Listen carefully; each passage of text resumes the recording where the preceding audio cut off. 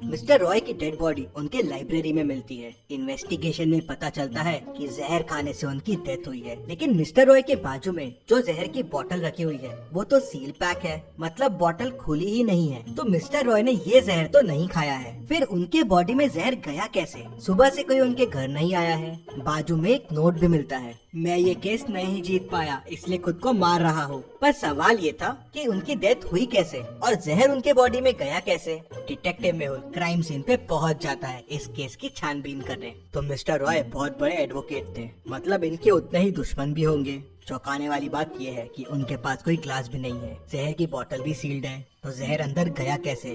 तभी मेहुल को एक क्लू मिलता है। क्या आप इस सीन को देख के बता सकते हैं मेहुल को क्या क्लू मिला होगा? सोचिए और जल्दी से आपका आंसर कमेंट कर दीजिए। चाहिए तो वीडियो को पॉज कर दीजिए।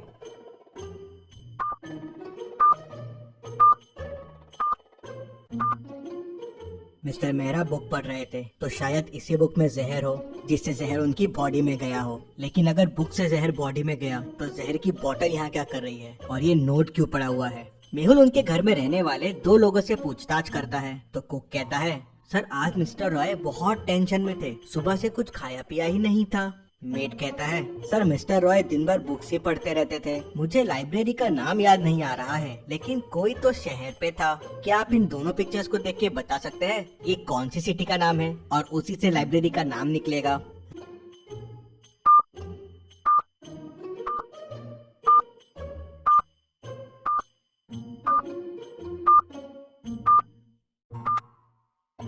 रैट प्लस लैम्प मतलब रतलाम। रतलाम लाइब्रेरी। मेहुल तुरंत रतलाम लाइब्रेरी पहुंच जाता है। मेहुल लाइब्रेरियन से उस बुक के बारे में पूछता है तो लाइब्रेरियन बताता है कि बुक पहले मिस्टर वर्मा लेके गए थे, उन्होंने सुबह लाके वापस रख दिया और फिर शाम को मिस्टर रॉय लेके गए।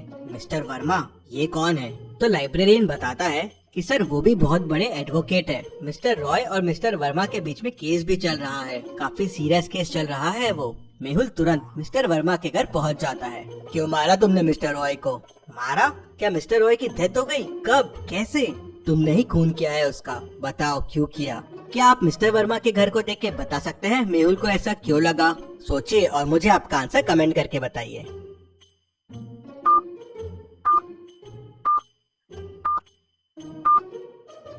पूरे वॉल पे मिस्टर रॉय के फोटोज हैं और उस पे तुमने इतने सारे डार्ट्स मारे हुए हैं, मतलब वो तुम्हारा दुश्मन होगा। हाँ सर, वो मेरा दुश्मन था। मैं इतना बड़ा वकील हूँ, लेकिन आज तक मैं उससे केस नहीं जीता। मैं उससे 10 केस हार चुका था। वो बेईमानी करके लोगों को पैसे खिला के केस जीत जाता था। कई मासूमों को उसके वजह से सजा हुई है सर, लेकिन ये केस मैं उसे जीतने वाला था। पहली बार मैं उसे हराने वाला था। मैं क्यों मारूंगा उसे? हाँ, शायद तुमने उसे नहीं मारा। मेहुल तुरंत समझ जाता है कि मिस्टर रॉय के पास जहर की बोतल क्यों रखी हुई थी। क्या आप वीडियो को पॉज करके सोच सकते हैं?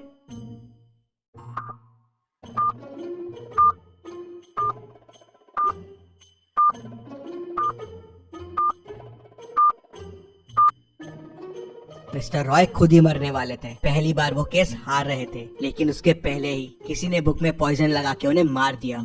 मेहुल वापस लाइब्रेरी जाता है। फिर मेहुल लाइब्रेरियन से पूछता है, क्या कोई इस बुक को सुबह से शाम के बीच में लेके गया था?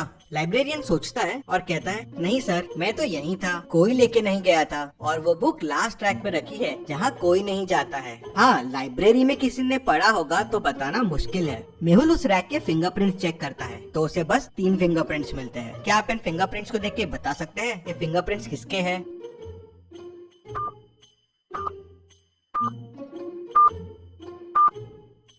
पहला वाला तो मिस्टर रॉय का है, तीसरा वाला मिस्टर वर्मा का है, लेकिन ये एक्स्ट्रा फिंगरप्रिंट किसका है? शायद यही मर्डरर हो। मेहुल सोच में पड़ जाता है। धूल के वजह से फिंगरप्रिंट्स थोड़े बिगड़ गए थे, तो किसके हैं मैच करना बहुत डिफिकल्ट था। सुबह से लेकर शाम के बीच में लाइब्रेरी में 3 लोग थे। मेहुल तीनों से पूछताछ करता है, क्या तुम लाइब्रेरी के उस कॉर्नर में गए थे? नहीं सर, मेरे तो एग्जाम चल रहे हैं, मैं तो टेबल से हिला भी नहीं, पूरे दिन बस पढ़ाई कर रहा था। सर मैं उस साइड गया था, लेकिन उन बुक्स के पास नहीं गया। सर पीछे रैक्स के बुक्स बुरे हाल में हैं, पेजेस भी फट रहे हैं, तो मैं वहाँ क्या करने जाऊँगा? मेहुल थोड़ा सोचता है और तुरंत समझ जाता है कि कौन झूठ बोल रहा है। कैसे? क्या आप सोच के बता सकते हैं?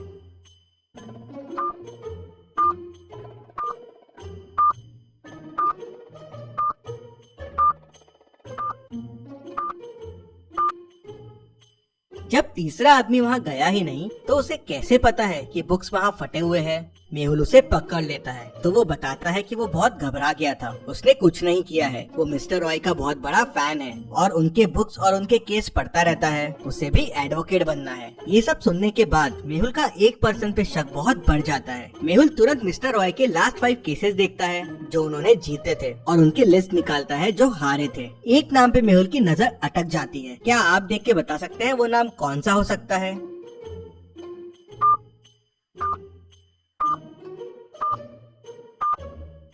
वो नाम है रोहन शर्मा। ये नाम तो पहचाना सा लग रहा है। लाइब्रेरियन का नाम रतन शर्मा है और इसका रोहन शर्मा। कहीं ये दोनों रिलेटेड तो नहीं? क्योंकि बुक लाइब्रेरी में कब आई और कब गई ये बस लाइब्रेरियन को पता था। मेहुल तुरंत लाइब्रेरियन के घर पहुंच जाता है तो देखता है कि उसके भाई की डेथ हो गई है। रोहन शर्मा की फोटो लटके रहती है और उस पे हार होता है। पता चलता है कि उसने सुसाइड कर लिया था क्योंकि वो केस हार गया था। मेहुल को समझते देर नहीं लगती कि ये बदला लेने के लिए ही शायद उसने मिस्टर रॉय का खून किया होगा। मेहुल रूम की चीजों को देखता है तो उसे एक और मर्डर का शक होता है। क्या आप रूम को देख के बता सकते हैं कि वो क्या चीज है?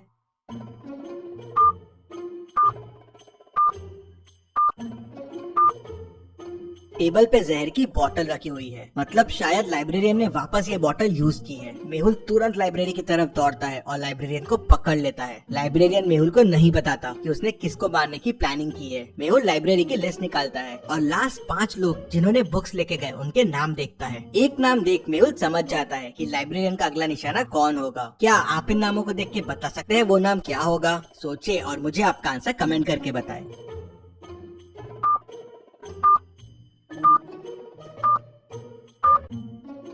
और वो है mister Verma. Mister Roy case जीत गए थे और मिस्टर वर्मा केस हार गए थे, तो लाइब्रेरियन उसे भी मारना चाहता था क्योंकि उसके वजह से उसका भाई मर गया था। मेहुल तुरंत मिस्टर वर्मा के घर पहुंच जाता है और उन्हें बुक पढ़ने से रोक लेता है। मिस्टर वर्मा बच जाते हैं। मेहुल केस सॉल्व कर लेता है। Detective Mehul rocks. इसी बात पे जल्दी से वीडियो को लाइक कर दीजिए। चलिए अगली पहेली देखते हैं। लोकेश का उसके रूम में मर्डर हो जाता है। मर्डर करीब 4 बजे हुआ है। उसकी वाइफ डिटेक्टिव मेहुल को तुरंत फोन करके बुला लेती है।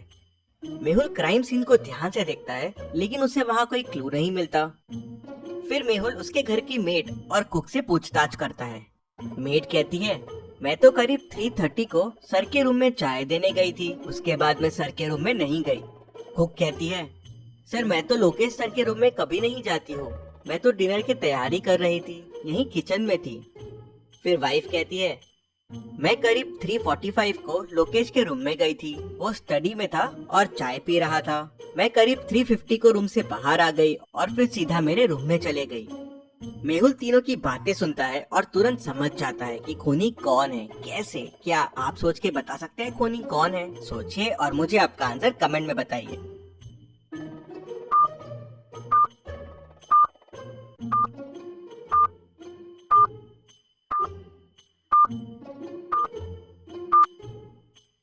चलिए इसका आंसर देखते हैं।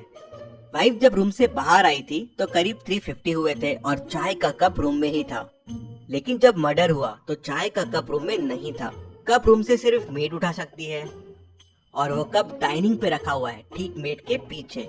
मतलब मेड जब कप लेने वापस गई होगी करीब 4 बजे, तब उसने लोकेश का खून किया होगा। मेहुल उसे पकड़ लेता है। चलिए अगली पहेली देखते हैं।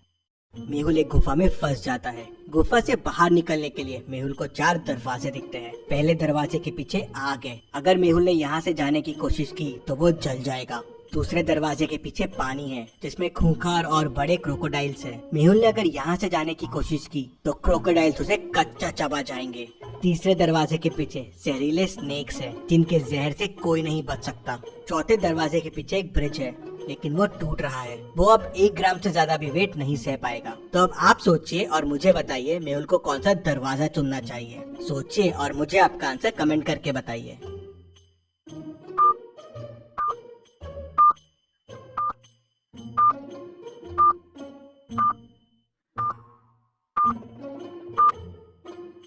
चलिए इसका आंसर देखते हैं। अगर आप ध्यान से देखेंगे तो गुफा के कोने में एक बाल्टी पड़ी हुई है। मेहुल दूसरा दरवाजा खोलेगा और बाल्टी लेके अंदर जाएगा। वो बाल्टी में पानी भर के लेके आएगा और पहले दरवाजे की आग बुझाना शुरू कर देगा। धीरे धीरे थोड़ी देर में आग बुझ जाएगी तो मेहुल पहले दरवाजे से निकल पाएगा। तो लॉजिकल आर्मी ऐसे और मेहुल वीडियोस के लिए चैनल को सब्सक्राइब करके बेल आइकन प्रेस कर दीजिए। Thank you.